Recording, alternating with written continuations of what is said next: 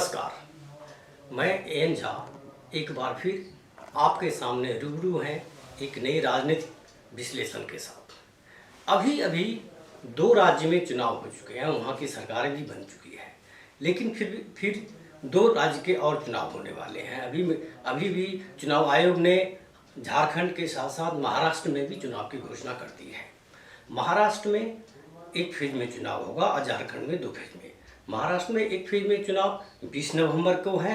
288 जो member assembly है उसके चुनाव। लेकिन यहाँ जो है महाराष्ट्र में जो अभी जो राजनीतिक जो स्थिति है तो काफ़ी उथल पुथल होने के बाद एक ज़्यादा जटिल है। एक समय था जो महाराष्ट्र में 4 मुख्य पार्टियां होती थी और 2 गठबंधन होते थे। अभी भी 2 महागठबंधन भी हैं, 2 गठबंधन है, एक महायुति जो रूलिंग अभी कर रही है और एक महा विकास आघाड़ी MVA जिसे कहते हैं। महायुति में भारतीय जनता पार्टी, एकनाथ शिंदे ग्रुप की शिवसेना और अजित कुमार लेड जो NCP नेशनलिस्ट कांग्रेस पार्टी है, जिसे आप NDA भी कर सकते हैं। इसी तरह MVA में आघाड़ी जो अपोजिशन है उसमें जो आपको शिवसेना UTV जो उद्धव ठाकरे वाले शिवसेना, शरद पवार वाले जो NCP और ये कांग्रेस है। दोनों के बीच जो लड़ाई टक्कर हो ऐसी संभावना लग रही है। अब महाराष्ट्र की चर्चा से पहले हम महाराष्ट्र स्टेट के बारे में कुछ जान लेते हैं। महाराष्ट्र जो है बाय GDP जो कंट्रीब्यूशन टू GDP पर ये सबसे वेल्थिएस्ट स्टेट माना जाता है। इसका इकोनॉमिक कंट्रीब्यूशन जो है it is almost the capital of financial capital of India कहा जाता है। ये तकरीबन 13 करोड़ की आबादी, 12 करोड़ 88 लाख के आसपास ये आबादी है और इसमें वोटर 9.5 करोड़ के आसपास वोटर है, उससे थोड़ा ज़्यादा ही वोटर है। महिलाएं वोटर की संख्या इसमें ज़्यादा है, थोड़ा महिला वोटर की संख्या ज़्यादा है इसमें। अब महाराष्ट्र जो है सेकंड मोस्ट पॉपुलस कंट्री है उत्तर प्रदेश के बाद। MP इलेक्शन में भी उत्तर प्रदेश के बाद इसके जो 48 MP मेंबर्स हैं, इसलिए इसका अहमियत है। लेकिन पिछले 5 साल में पिछले जो इलेक्शन के बाद वहाँ बहुत ही बड़ी उथल पुथल देखने को मिला राज्य में। पिछले इलेक्शन में BJP और शिवसेना दोनों गठबंधन जीत कर आए और लेकिन जीत के आने के बाद भी सत्ता के साझेदारी के कारण जो उद्धव सेना जिस उस समय यूनाइटेड शिवसेना हुआ करता था, तो उद्धव सेना और उनके सत्ताधारी चीफ मिनिस्टर पोस्ट के लिए जो साझेदारी के बाद बन नहीं पाई और वो मामला टूट गया और शिवसेना अलग हो गई।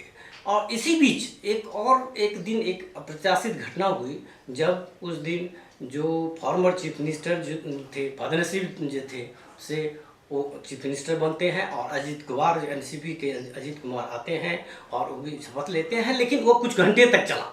ये मामला बना रहा है क्योंकि उन्हें जो NCP से वो सपोर्ट नहीं मिला था। फिर हुआ आपको MVA का गठन, महाविकास आघाड़ी जो कहते हैं गठन, और उसमें जो NCP शरद पवार जो है नेशनलिस्ट कांग्रेस पार्टी शरद पवार और कांग्रेस मिलकर के उद्धव सेना वो चीफ मिनिस्टर बनते हैं।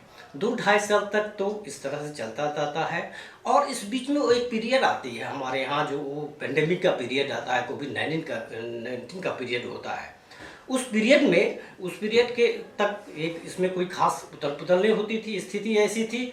उसके बाद एकाएक आपको जून 2022 में एकाएक शिंदे अपने MLA 40+ MLA और कुछ इंडिपेंडेंट के साथ जो है एकाएक जो सीन से गायब हो जाते हैं। बाद में वो BJP सपोर्ट से वहाँ एक सरकार बन जाती है, उद्धव ठाकरे की सरकार गिर जाती है और एकनाथ शिंदे जो कि इसमें ये इनकी सरकार में शहरी विकास मंत्री थे और कहा जाता था सेकंड मोस्ट पावरफुल मिनिस्टर हुआ करते थे, वो चीफ मिनिस्टर बन जाते हैं। फिर उसके 1 साल के बाद NCP में NCP स्प्लिट हो जाती है। ये शरद पवार लेड जो नेशनलिस्ट कांग्रेस पार्टी है स्प्लिट हो जाती है और अजित पवार अपने विधायक के साथ प्रतिनिधि के साथ इस महायुति में शामिल हो जाते हैं। तो 2019 आज की स्थिति में है जो ये 4 जो पार्टी है ये 6 पार्टी हो जाती है। शिवसेना 2 टुकड़े हो जाते हैं और NCP 2 टुकड़े हो जाते हैं। पिछले पिछले चुनाव में आप जो देखेंगे, पिछले चुनाव में जो बीजेपी जो है लार्जेस्ट पार्टी लेकर आई थी, 105 करीब सीट, 105 सीट उन्हें जीते थे। उसके बाद शिवसेना का था, एलसीपी का था और कांग्रेस का था। लेकिन इस बार ये चैलेंज इसलिए बहुत है कि जो लोकसभा के जो अभी इलेक्शन हुए हैं, अभी जो लोकसभा का रिजल्ट हुआ है, इसमें ये जो महाविकास अघाड़ी एमबीए है, जिसे इंडिया ब्लॉक कर सकते हैं, ये इंडिया ब्लॉक के हिस्से हैं, उनका जो अनप्रेसिडेंट परफॉर्मेंस बहुत हुआ। वो 48 सीट में 30 सीट ले गए। और ये भारतीय जनता पार्टी लेड जो महायुद्ध गठबंधन है, ये केवल 17 सीट ले गए। खुद बीजेपी का परफॉर्मेंस ही बहुत खराब रहा। और उधर एमबीए से कांग्रेस सबसे बड़ी पार्टी होकर मर्ज कर गई। इस परिस्थिति में ये इलेक्शन होने जा रहा है। हमारे यहाँ इलेक्शन जो है तो तकरीबन हर साल इलेक्शन होते रहते हैं।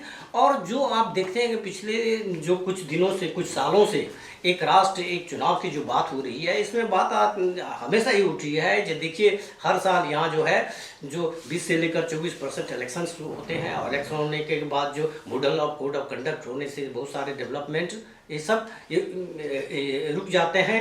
और खास करके यह जो 2024 का साल और इम्पोर्टेंट है। अभी जनरल इलेक्शन हुआ है, अभी 2 स्टेट के इलेक्शन के रिजल्ट आए हैं, दोनों के जम्मू कश्मीर हरियाणा के, और 2 इलेक्शन झारखंड और महाराष्ट्र के इलेक्शन होने वाले हैं। तो ये चुनावी लिहाज से 2024 जो है एक बड़ा ही इम्पोर्टेंट ईयर साबित हुआ। फिर बैक टू हम महाराष्ट्र की बात करते हैं।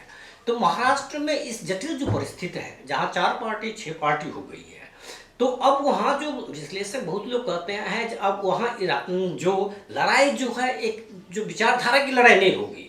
अब बहुत लोग कहते हैं कि ये लड़ाई ऐसी हो गई जो बीजेपी वर्सेस लड़ाई हो गई। जैसे आप मान लीजिए इसमें महायुद्ध में जो एनसीपी के धरे आए हैं, उनका एनसीपी का एक बहुत बड़ा स्ट्रॉन्ग सपोर्ट बेस माइनॉरिटी से भी रहा है। अब उनके लिए चैलेंजेस है जीते कैसे वो वोटर उनके पास आएंगे। जो कि लोकसभा का यदि आप कोई बेंचमार्क लें तो लोकसभा के हिसाब से आप देखेंगे तो विकास अघाड़ी का जो स्टेज एडवांटेज है। लेकिन जैसा कि हरियाणा के इलेक्शन में आपने देखा, हरियाणा के इलेक्शन में आपने देखे जो कांग्रेस ने जो इस बार 10 में से 5 लोकसभा सीट जीत गई थी, लेकिन वो असेंबली इलेक्शन में उस तरह से नतीजा नहीं आया। और Bharatiya Janata party 3 successive government बना लिया और लार्जेस्ट एमएलए लेकर ऐसी स्थिति में फाइट दिया, लेकिन वो जीत नहीं पाई इंडिया ब्लॉक में।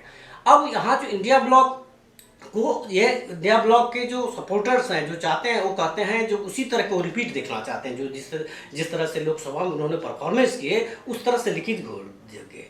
लेकिन हरियाणा रिजल्ट के बाद महायुद्ध में जो कार्यकर्ता हैं इनके उनमें थोड़ा हौसले बुलंद कर सकते हैं। और वो एक नैरेटिव इनके लिए एक नैरेटिव हो गया जो हम जो है अभी, जबकि वो एक रिड्यूस्ड मेजोरिटी से यहाँ बीजेपी गवर्नमेंट, यहाँ बीजेपी खुद जो एमएलए इस इलेक्शन में जनरल इलेक्शन में उतना सपोर्ट नहीं मिला, अपने बल पर सरकार नहीं बना पाई। ऐसी परिस्थिति में हरियाणा में सरकार बनने से उनके जो कार्यकर्ता थे, उनके जो लीडर्स सब थे, उनको हौसले बुलंद है, इसमें कोई दो बात नहीं है। लेकिन ये सोचकर चाहिए हर स्टेट में के मतदाता के अपने अपने कुछ कॉमन मुद्दे हो सकते हैं, लेकिन अपने अपने इशू होते हैं।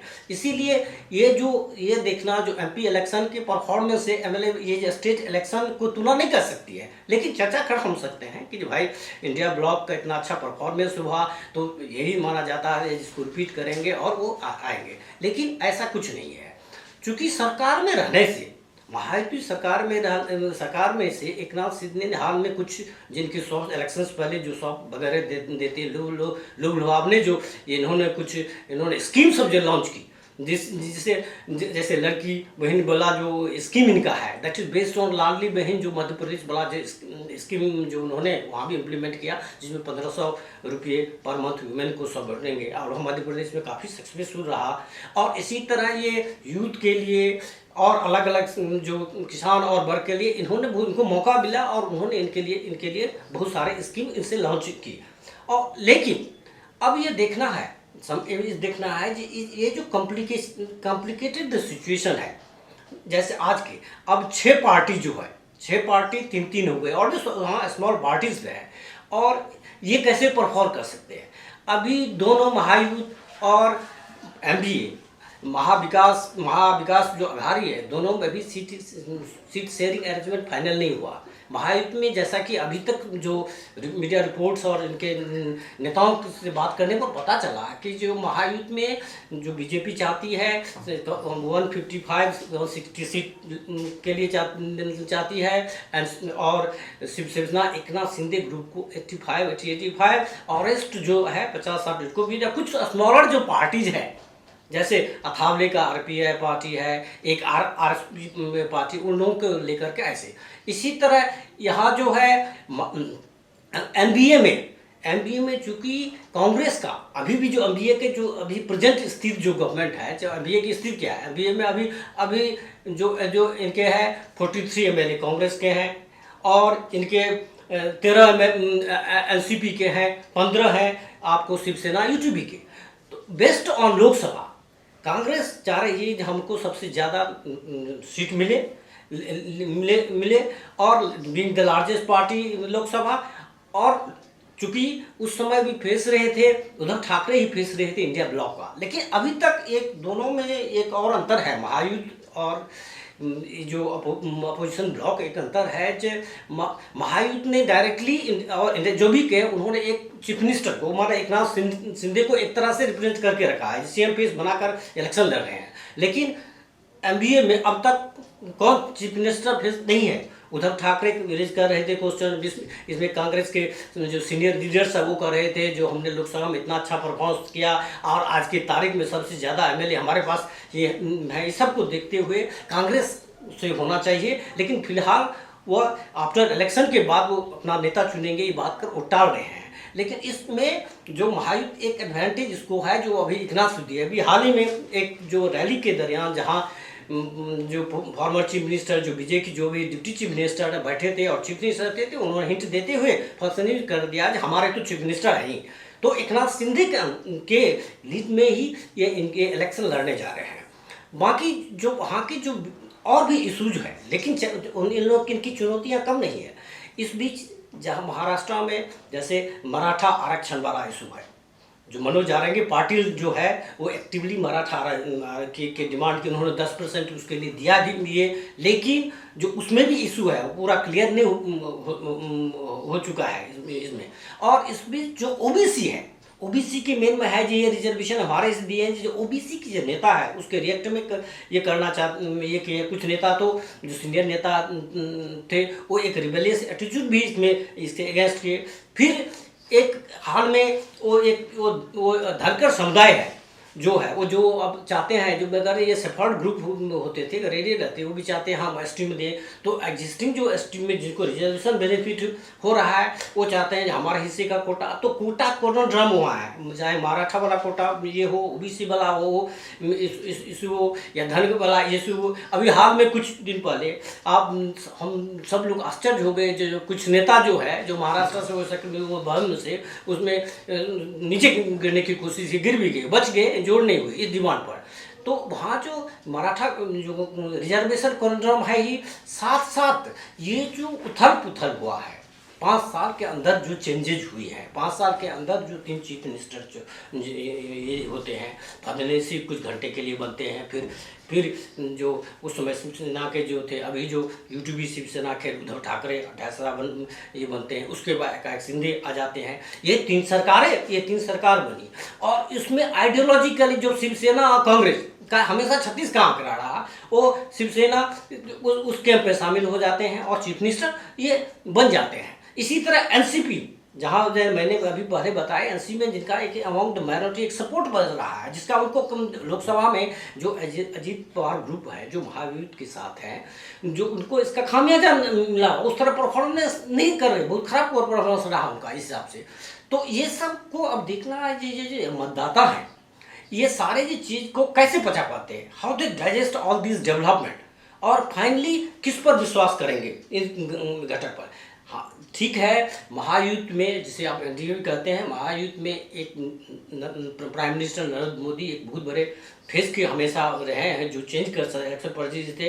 अभी अभी इलेक्शन जो हुआ है हरियाणा में, इलेक्शन के बाद हुए हैं, जहाँ बड़ी कठिन परिस्थिति में जो अप्रत्याशित रूप से, जबकि एग्जिट पोल तो कर रहा था हरियाणा में तो मैसिव मैंडेट से कांग्रेस आ रही है, वहाँ जीत होने के बाद जो वहाँ के जो जाति समीकरण और वैचारिक समीकरण वहाँ उतना इम्पोर्टेंट नहीं रखता जो पहले था।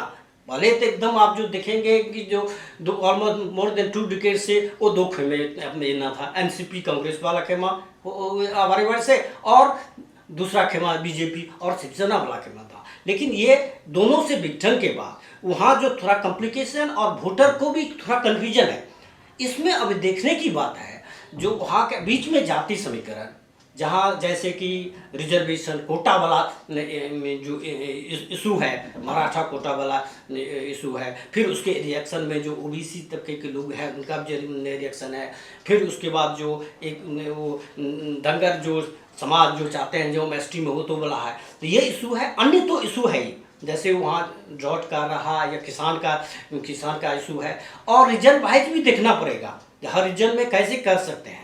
एडवांटेज थोड़ी सी महायुद्ध को दो स्थिति में मिल सकती है। अभी उनकी सरकार है, उन्होंने कुछ जो इलेक्शंस पहले सॉफ्ट वगैरह दिए हैं वो कितना इन्फ्लुएंस होता है ये देखना पड़ेगा। लेकिन यदि हम लोकसभा की नज़र हम देखें, जहाँ 48 में 30 सीट इंडिया ब्लॉक लेकर आती है और कांग्रेस लीडर होती है, तो ये कहना बहुत कठिन है। जो ये वोटर जो है वहाँ का, महाराष्ट्र का जो वोटर है वो कैसे किस ओर जाएगा, उनका झुकाव किस होगा।